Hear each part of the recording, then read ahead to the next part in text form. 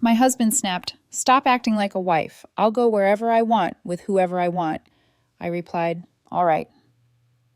The next morning, he arrived at his parents' office and found them speechless, staring at the woman reviewing their contracts, a woman he never expected to see there. "My name is Christina. I'm 35, and until 3 days ago, I thought my marriage was just going through a rough phase. My husband Mark and I had been married for 6 years. We met through work. He was in marketing at a firm that partnered with the consulting company I worked for. We clicked immediately, got engaged after a year, married 6 months later. For the first few years, everything was good. Then, gradually, things started shifting. The real problem started about 8 months ago. Mark became distant, secretive with his phone, dismissive when I tried to talk about our future. He started going out more with friends, sometimes not coming home until 2 a.m. or 3 a.m. When I'd ask where he was, he'd get defensive, tell me I was being controlling, that he needed his own life. I tried to be understanding, gave him space, didn't push, but it kept getting worse. The breaking point happened on Tuesday night. I'd gotten home from work around 7 p.m., made dinner, texted Mark asking what time he'd be home. He responded at 8:30, going out with coworkers. Don't wait up. I texted back again. This is the fourth night this week. Can we at least have dinner together? He didn't respond for 2 hours. When he finally did, it was just, stop being clingy. I called him. He answered on the fifth ring. Music and voices were loud in the background. What? Mark, can we talk for a second? I'm busy. I know, but we haven't spent any real time together in weeks. I miss you. God, you're so needy. I'm not being needy. I'm your wife. I'm just asking. Stop acting like a wife. I'll go wherever I want with whoever I want. If you can't handle that, that's your problem. Something in his voice, the contempt, the dismissiveness, flipped a switch in me. All right. What? All right, do whatever you want. He paused. Seriously? Seriously. Go wherever you want with whoever you want. I'm done asking. Oh, so now you're going to punish me with the silent treatment. No punishment, just accepting reality. Have a good night, Mark. I hung up. He tried calling back twice. I didn't answer. He texted, "Don't be dramatic. We'll talk when I get home." I didn't respond. Instead, I went to my office, the spare bedroom I'd converted into a workspace, and pulled out a folder I'd been avoiding looking at. Here's what Mark didn't know.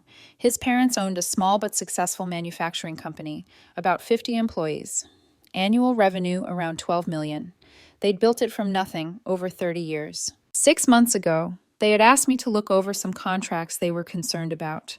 See, before I met Mark, I'd gone to law school. I practiced corporate law for 3 years before burning out and switching to consulting. I still had my legal credentials. I still knew how to read contracts. Mark's parents knew this. They'd asked for my help reviewing some supplier agreements that seemed off. I'd found problems, big problems. Their main supplier had buried clauses that would let them unilaterally increase prices by up to 300% with only 30 days' notice. Another contract had an auto-renewal clause that locked them in for 5 more years unless they gave notice 6 months before the current term ended. And that deadline was in 2 weeks. I'd drafted detailed memos explaining everything, proposed alternative language, even found new suppliers with better terms. But I'd held off presenting it all to them because Mark kept saying his parents were stressed and didn't need more to worry about. Now, sitting in my office at 11 p.m., while my husband was out doing God knows what with God knows who, I realized I'd been protecting people who hadn't protected me. I opened my laptop and sent an email to Mark's father with all my findings attached. Subject, contract review, urgent action required. Body, as requested. 6 months ago, I've completed my review of your supplier contracts. I've identified several critical issues that require immediate attention. I'm available to discuss tomorrow at your convenience. Best regards, Christina. I hit send at 11:47 p.m. Mark stumbled in at 3 a.m. I was still awake, reading in bed. He reeked of alcohol and cologne that wasn't mine. You're still up. Couldn't sleep. He kicked off his shoes. Are you going to lecture me? Nope. Good. He went to the bathroom, came back in his pajamas, and collapsed into bed without washing his face or brushing his teeth. I got up and went to the guest room. Update 1. Wednesday morning, I woke up at 6 a.m. in the guest room. Mark was still asleep. I showered, dressed, made coffee. My phone buzzed at 7:15. Text from Mark's dad. Got your email. Can you come to the office at 9 o'clock? This is serious. Me, I'll be there. I left the house at 8:30 without waking Mark. I drove to his parents' office in the industrial district. It was a modest building, Office space up front, warehouse in back. His dad met me at the door. He looked tired. Thanks for coming. I read everything you sent. I can't believe we missed this. These contracts are designed to be confusing. That's the point. How bad is it? If they exercise these clauses, it could bankrupt you within a year. His face went pale. What do we do? I've drafted counter-proposals for each contract. We need to renegotiate immediately, and I found alternative suppliers with better terms as backup. We spent the next hour going through everything. Him, his wife, their accountant, and me. I walked them through each problematic clause, each financial risk, each proposed solution. How much do we owe you for this? He asked when we finished. Nothing, your family. No, this is professional work. You might have saved our business. Consider it a wedding gift I should have given 6 years ago. He shook his head. I'm paying you. Standard consulting rates at minimum. We were still discussing it when the office door opened. Mark walked in. He froze when he saw me sitting at the conference table with his parents. Contracts spread everywhere. My laptop open with financial projections on the screen. What are you doing here? His mom answered before I could. She's saving our business. What? His dad stood up. 6 months ago, we asked Christina to review our contracts. She found problems that could have destroyed everything we've built. We're meeting with her to fix it. Mark looked at me. 6 months ago? I nodded. You said they were too stressed to deal with it, so I waited. And you didn't tell me? I did tell you. You didn't ask. You stopped asking about my work months ago. His mom's expression shifted. Mark, where were you last night? Your father tried calling you around 10 p.m. about this, and you didn't answer. Mark's face flushed. I was out with friends until 3 a.m. I said quietly. Everyone turned to look at me. His dad's voice was careful. Is everything okay with you two? Ask your son. Mark glared at me. Don't do this here. Do what? Tell the truth? His mom stood up. What's going on? Nothing, Mark said, grabbing his jacket. This is between me and her. He pointed at me. We need to talk outside. Now. I closed my laptop. Excuse me for a moment. We went outside to the parking lot. Mark was shaking with rage. What the hell was that? What was what? Ambushing me. Making me look bad in front of my parents. I didn't ambush you. I had a scheduled meeting about their business contracts. You showed up. You never told me about any of this. I tried to 6 months ago. You said they were stressed, so I waited. Then our marriage started falling apart, and it became less of a priority.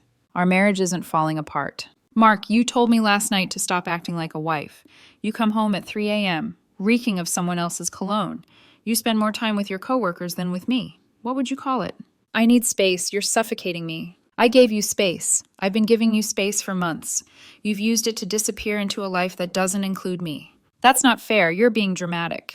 Am I? When's the last time we had a real conversation? When's the last time we had dinner together? When's the last time you came home before midnight? He didn't answer. That's what I thought, I said. Look, your parents need help with these contracts. That has nothing to do with you and me, so I'm going back in there to finish the meeting. You can join us or leave. Up to you. I turned and walked back inside. He didn't follow. Update 2. The meeting continued for another 2 hours. We finalized negotiation strategies, prepared documents, scheduled calls with the suppliers. Mark's parents kept exchanging worried glances, but they didn't bring up what had happened outside. Around noon, Mark's mom pulled me aside while his dad was on the phone. What's really going on with you two? I hesitated. We're having problems. How bad? Bad enough that I slept in the guest room last night. Bad enough that I don't know if we'll make it through this. Her eyes welled up. I'm so sorry. I had no idea. It's not your fault. Is there someone else? I don't know. Maybe. He's definitely checked out of the marriage. What are you going to do? I haven't decided yet. Right now, I'm just taking it day by day. She squeezed my hand. Whatever happens, we're grateful for what you've done here. This isn't just business advice. You've given us a chance to fix things before they became catastrophic. I'm glad I could help. The meeting wrapped up around 1 p.m. I drove back home. Mark's car was in the driveway. I found him in the living room, sitting on the couch with his phone. We need to talk, he said. Okay. My parents called me, told me how much you've done for them, how you've been working on this for months. Yes. Why didn't you tell me? I did tell you. You didn't care. You were too busy with your own life to ask about mine. That's not fair. Isn't it? When's the last time you asked about my work, my day, anything that wasn't directly about you? He looked down. I've been going through stuff. What stuff? Just feeling trapped. Like I got married too young and missed out on things. We got married at 29. That's not young. I know, but I see my friends out having fun, traveling, dating, and I'm just here in this routine with you. And that's my fault? No, it's not about fault. It's just how I feel. So, what do you want to do about it? I don't know. I need time to figure it out. You've had months, Mark. You've been figuring it out by staying out until 3 a.m. and pushing me away. I can't keep living like this. So, what are you saying? I'm saying something needs to change. Either you're in this marriage or you're not. But I'm not going to be your placeholder while you explore other options. I'm not exploring other options. Then who were you with last night? Coworkers, male or female? He hesitated. Does it matter? Yes. It was mixed. A group. Who drove you home? I took an Uber. At 3 a.m.s? Yes. Show me the receipt. What? Your Uber receipt. Show me. I'm not showing you my phone. That's controlling. I'm not trying to control you. I'm trying to trust you, and you're making it really hard. He stood up. I can't do this right now. I'm going to a friend's house. Which friend? Does it matter? It does. He grabbed his keys and left without answering. Update 3. I spent the rest of Wednesday working from home. Mark didn't come back that night. He didn't call or text. I slept in the guest room again, though this time it was because our bed felt too big and empty. Thursday morning, his dad called. We're meeting with the main supplier today at 2 p.m. Can you be there? Absolutely. Good. We want you leading the negotiation. Are you sure? I'm not officially representing you. As of this morning, you are. I'm retaining you as our legal consultant. $50,000 for this project. Non-negotiable. That's too much. It's what you're worth. Take it, or I'll add another 0 just to be stubborn. I laughed despite everything. Deal. The supplier meeting was tense. They clearly thought they had all the leverage. They didn't expect us to push back. I laid out our concerns methodically, explained why we needed changes, presented our alternative suppliers as backup options. They tried to bluster, said the contracts were standard, non-negotiable. I smiled and slid a document across the table. This is our formal notice of intent to switch suppliers. We have agreements drafted with 2 other companies pending your response to our proposed modifications. You have 48 hours. The head of their sales team went pale. You're bluffing. Try me. We left them there, walked out of their conference room like we'd just won a poker hand with a pair of 2s. In the parking lot, Mark's dad actually hugged me. That was beautiful. That was necessary. They've been taking advantage of you for years. Not anymore. We were celebrating over coffee when my phone rang. Mark. Hello? Where are you? Meeting with your parents. The supplier negotiation. That's today? Yes. How'd it go? Really well, actually. Oh, that's good. Awkward silence. Mark, where have you been? At Sarah's. I told you for 24 hours. I needed space to think. Have you thought about things? Yeah, I want to try couples therapy. I paused. Okay, I'm open to that. Really? Yes, but you need to be honest with me about what's been going on. No more deflecting. No more staying out until 3 a.m. No more making me feel crazy for having basic expectations. I can do that. Can you? Because talk is easy. I need to see change. I know I will, I promise. All right, find a therapist and set up an appointment. I will, thank you. We hung up. His dad was watching me. Everything okay? Maybe. He wants to try therapy. That's good, right? It's a start. Whether it's enough, we'll see. Mark found a therapist and scheduled our first session for the following Tuesday. In the meantime, we existed in this weird limbo. He came home, slept in our bed, but we moved around each other like polite strangers. The supplier came back Friday afternoon with a counter offer. Not everything we wanted, but close enough. We accepted with some modifications. By Friday evening, we'd saved Mark's parents approximately $400,000 over the next 3 years and given them negotiating power they'd never had before. His dad cut me a check for $50,000 that afternoon. This is just the start, he said. We want you to review all our contracts going forward. Retainer basis. I'll send you a proposal. Mark was waiting when I got home. He actually had dinner ready. Pasta, salad, the whole thing. What's this? I asked. An apology, he said. I've been terrible. I know that. I want to try to fix things. We ate dinner together for the first time in weeks. Made small talk. It was awkward, but not hostile. After dinner, he brought up something I wasn't expecting. My mom told me you might have saved their business. That might be dramatic. She said without you finding those contract issues, they could have gone bankrupt. It's possible. The clauses were designed to trap them. And you've been working on this for 6 months while I've been...